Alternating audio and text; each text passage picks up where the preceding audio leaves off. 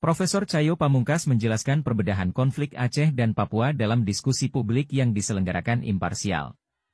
Menurut Cayo, Aceh ikut terlibat dalam perjuangan kemerdekaan Indonesia, sementara Papua tidak, namun lebih dahulu merdeka sebelum Indonesia merdeka.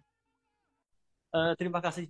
Mungkin Bapak Ibu, rekan-rekan semua, mungkin perjelas sebetulnya apa perbedaan konflik di Aceh dan Papua.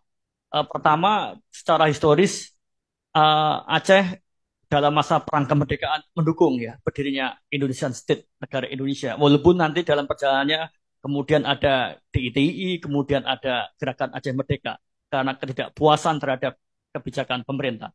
Namun Papua itu berbeda. Ini ada Adi Ambrosius ya. Orang Papua merasa bahwa dirinya itu telah merdeka 1960 ya. Karena pada masa itu Belanda melakukan rencana dekolonisasi yang disampaikan oleh Bapak Pendeta Ronald ya. Mereka memiliki kesadaran bahwa negara Papua itu telah ada yang disimbolkan dalam bentuk bendera, kemudian Yogyakarta, bendera bintang kejora dan lagu Sogem Nomde serta Papua Villager Pop yang dikibarkan dan dinyanyikan pada tanggal 1 Desember. Para intelektual Papua menganggap Indonesia itu merampas kemerdekaan Papua. Jadi mereka mengklaim kembali kemerdekaan yang dulu dibayangkannya telah ada. Jadi kita harus memahami ada masalah mengenai penafsiran terhadap sejarah integrasi Papua. Jadi kalau kita merefer ke penelitian LIBI ada 4 akar persoalan. Pertama adalah masalah penafsiran terhadap sejarah integrasi Papua dan status politik Papua. Karena sebagian kalangan intelektual Papua menganggap bahwa ya mereka dulu telah merdeka, Indonesia itu adalah kolonial, dan the act of rejoice atau pepera dilaksanakan dengan intimidatif, dengan it is not a act of rejoice, bukan tindakan pilihan bebas seperti yang dijamin di dalam New York Agreement 1962, tetapi dia adalah pilihan yang dipaksakan. Kemudian yang ketiga, nasionalis Papua itu telah tumbuh sebelum Indonesia merdeka. Pendeta Yeskiene menanamkan identitas kepapuaan sejak 1925 di sekolah minggu di Wasior di Teluk Ondama. Bibit-bibit nasionalis Papua itu telah ada sebelum atau mungkin berbarengan dengan nasionalisme Indonesia. Dan ketika Indonesia merdeka tahun 1945, baru beberapa orang aktivis seperti Sugoro kemudian menanamkan ide tentang nasionalisme Indonesia, dan itu kemudian tidak dilanjuti karena Sugoro kemudian ditangkap dan melarikan diri. Nah akhirnya, keinginan orang Papua untuk merdeka itu telah ada sebelum Indonesia merdeka.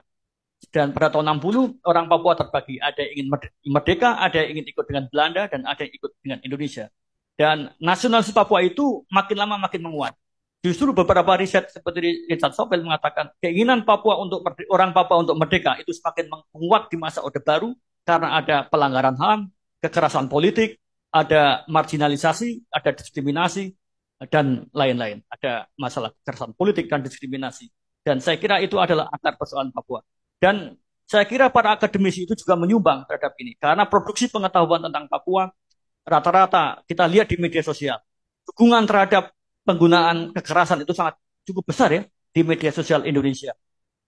Nah saya kira masih ada banyak produksi pengetahuan, terutama yang juga di media sosial, yang mengatakan bahwa orang Papua masih hidup di zaman batu dan orang Papua dan cenderung suka melakukan kekerasan. Jadi ada stereotip, ada produksi pengetahuan yang rasis terhadap orang Papua dalam pengetahuan yang kita produksi, meskipun tidak semua. Jadi termasuk adik-adik mahasiswa ada tekan media untuk bersifat krisis ya, untuk membongkar, mendekonstruksi nalar dari arus besar di media sosial yang mengendaki operasi militer. Benar nggak ya? Saya baca, karena saya tidak punya Twitter juga, tidak punya Instagram, saya tidak punya akun di medsos kecuali Facebook ya. Namun beberapa laporan katakan itu. Kemudian ya saya kira titik temunya adalah crimes against humanity ya, seperti yang Pak Usman dalam protokol 21977 konvensi Jenewa 1949 protokol 2 tambahan disebutkan adanya konflik domestik, perang yang negara melawan kelompok pemberontak itu disebutkan. ada 3 kriteria. Pertama adalah the war against occupation, ada the war against racism, apartheid. Yang ketiga adalah saya lupa, perang melawan rejim militer seperti yang ada di Burma. Nah, memang konflik di Papua memenuhi protokol 2 1977 Konvensi Jenewa tentang hukum humaniter. Jadi kalau ada penetapan daerah konflik atau penetapan daerah operasi militer, maka kedua belah pihak harus bertanggung jawab untuk melaksanakan hukum humaniter. Tidak boleh menembak warga sipil.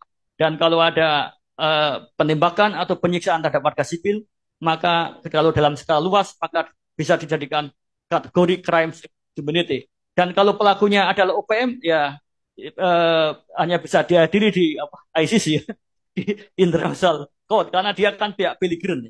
Jadi penentuan status OPM itu tidak main-main, bahwa mereka bisa dianggap memiliki kemampuan untuk melaksanakan hukum humaniter karena memenuhi kriteria the war against occupation, itu ya. Jadi, dan yang ketiga, apakah punya implikasi? Punya. Kasus Sudan Selatan, mengapa dia merdeka dari Sudan? Karena crimes against humanity, operasi militer Sudan di Sudan Selatan yang banyak membunuh warga sipil. Jadi hati-hati. Ini kalau pelabelan OPM kemudian diteruskan dengan konflik bersenjata, operasi daerah operasi militer, crimes against humanity, maka akan ada intervensi internasional di Sudan Selatan. Mungkin itu ya.